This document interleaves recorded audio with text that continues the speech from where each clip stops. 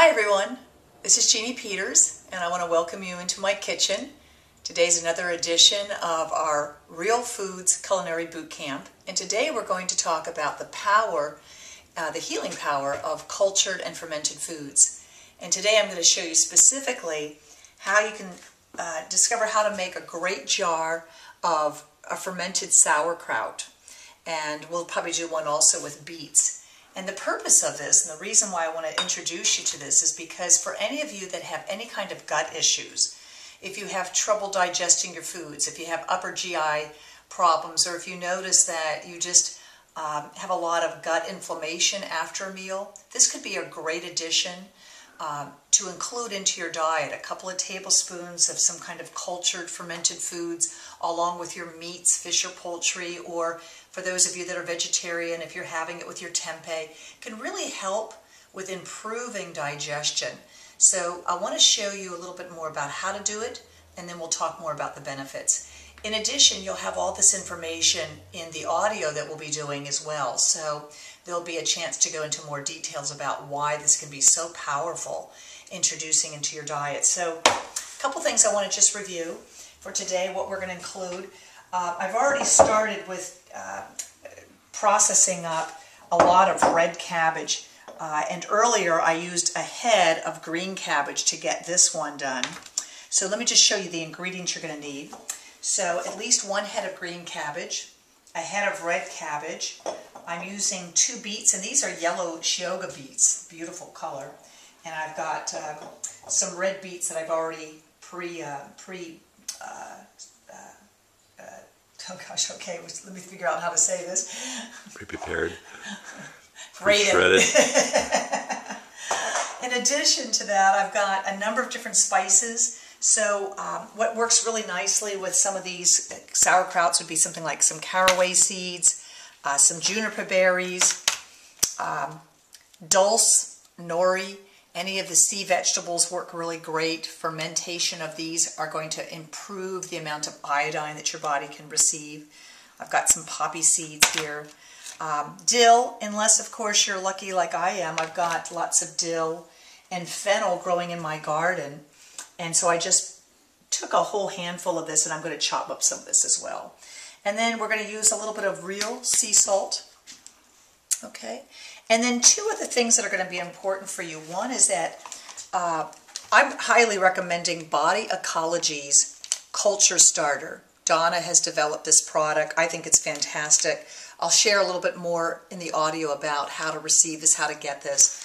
But one of these packages in her box will be enough to make 3 jars of the cultured vegetables. And there's even probably enough if you wanted to culture some milk. But we're not going to get into that today. We're just going to show how to culture the vegetables. So we'll need a packet of this. You'll need something to feed the cultures. So I'm using a little bit of organic raw agave sweetener. Pick this up from Trader Joe's, but there's lots of places to find it. And I'm going to start off right now with actually putting these starter into some warm water. I had some water that's about maybe 88 to 90 degrees. And I'm going to add a little bit of a little additional water here.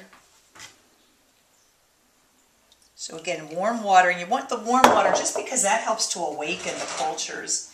And then to that, we're going to just stir this, and I'll add just probably what would be amount to 1/4 teaspoon of agave. So we're talking about very little, but just enough to awaken them up and to allow them to have something to grow. So let's just do that, and we'll put that aside because that's going to take about 20 minutes for that to start to let the cultures begin to bloom. All right, so now let's get started with what we're doing here. Get yourself a good grater. And like I said, I've already started grating a lot of these vegetables.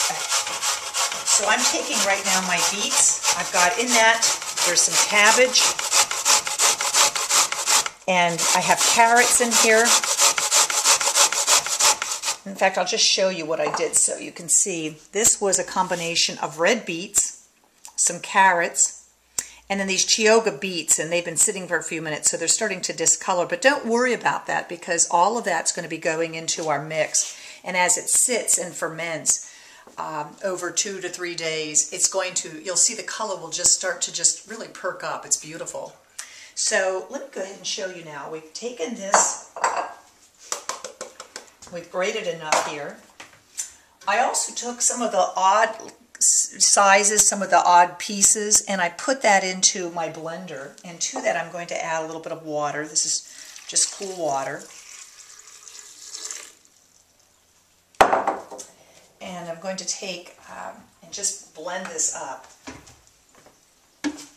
Somehow I forgot the little piece on the top of my Vitamixer, so we're just going to...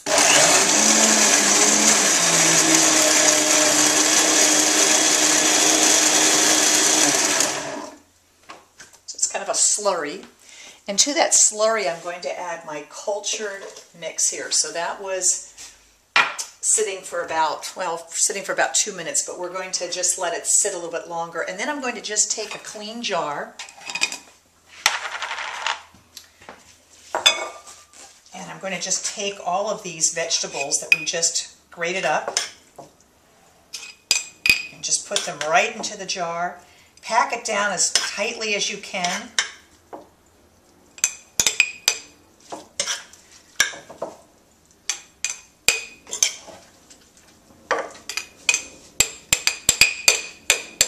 Now, you know, I didn't add anything to this. This one actually had, I shouldn't say that I didn't add anything. I've got a little bit of juniper berries and some caraway seeds, which I'm just grinding up to release some of their flavor. So I'm going to put some of that in here. And I put what would be amount to about a tablespoon.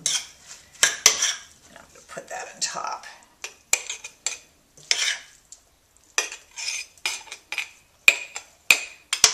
You can see all the colors and different textures and shapes. You don't really have to worry if you've got some odd pieces in there, because as it sits for the 3 or 4 days and ultimately maybe for a week or longer in your refrigerator, that'll all soften up. So I'm going to just pack this down, and then to that I'm going to put just a little bit of this slurry right on top here.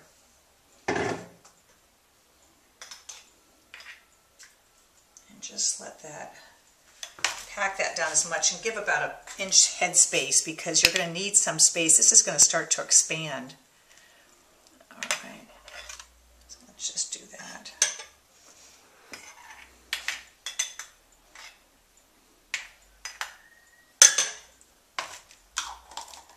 Clean it off a little bit.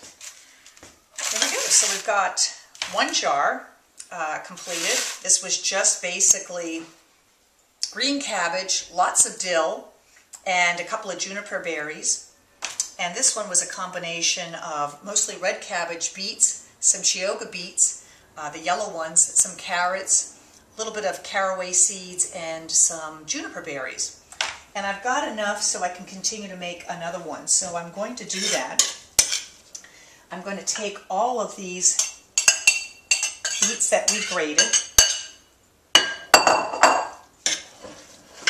And this one I'm going to get a little bit more creative, so I'm going to put in, let's see, let's go ahead and take some of this. This is fennel.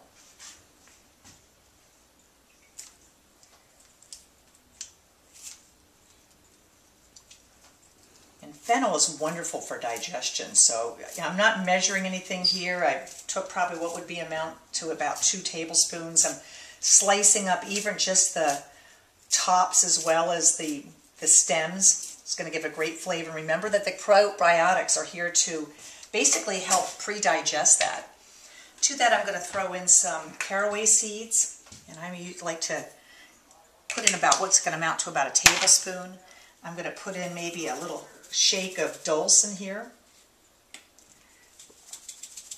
And dulse is very rich in iodine, so it's wonderful for any of you that have thyroid issues.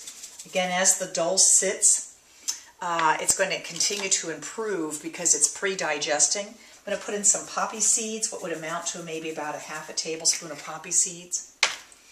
And let's go ahead and just grind up these caraway seeds. Put that in. Now I'm going to take my slurry.